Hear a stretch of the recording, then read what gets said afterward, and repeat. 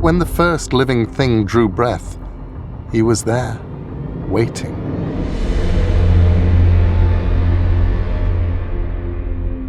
All of the people out there in the Audible world who think they've listened to everything with my name on it have an adventure waiting for them. I'm really proud to have been part of bringing this to a bunch of people who really have not had very much other than the original work for 30 years to enjoy. You are utterly the stupidest, most self-centered, appallingest excuse for an anthropomorphic personification on this or any other plane. I've been out of my depth before, and something tells me there are sharks in these depths. A name to register under?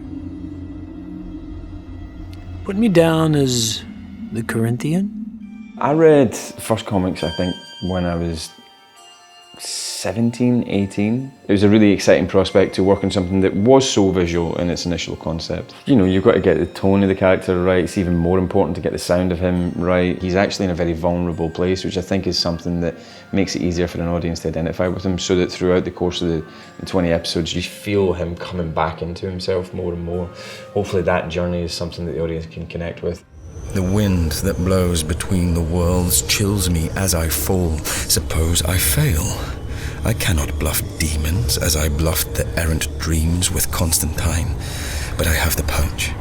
I have a modicum of power, and I have hope.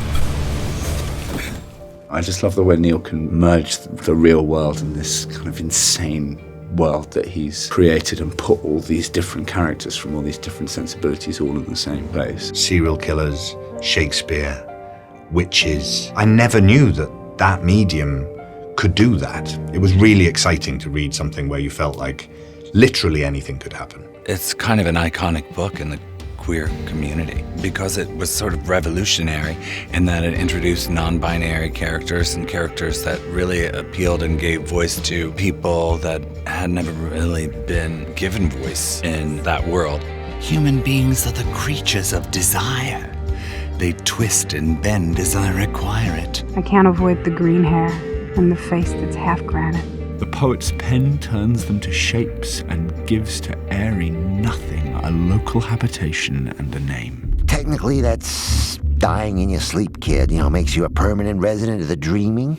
This is absolutely the perfect medium for the Sandman. It's beautiful because it's so poetic and so out there. It's almost hard to imagine a visual version of it because we all want to create it in our heads. Dirk is a hugely accomplished director at being able to cast well and create beautiful cinematic soundscapes. He works in a very particular way. In the booth with you, he's bouncing off you. It feels very alive, and I think you hear that in the recording. It really sounds the way that your imagination makes it sound. There's a million amazing actors, the mixing of all the different sound effects, and the music is also fantastic. I'm the king of dreams, of everything. Dream the world the way it truly is. Look around you, Morpheus. The million lords of hell stand arrayed about you. What I've tried to do is be inside your head as you wrote them. We're able to put the stuff in that previously only the artist saw. There are bits where we can describe Morpheus in your language, which no one's ever heard before. Yeah. And that's what's terrific about it. And you are, as narrator, are able to put them in your voice. You write with a sort of rhythm, and it really comes off the page, and it reads really, really well. His dream, Lord Morpheus, and he must learn to change or die.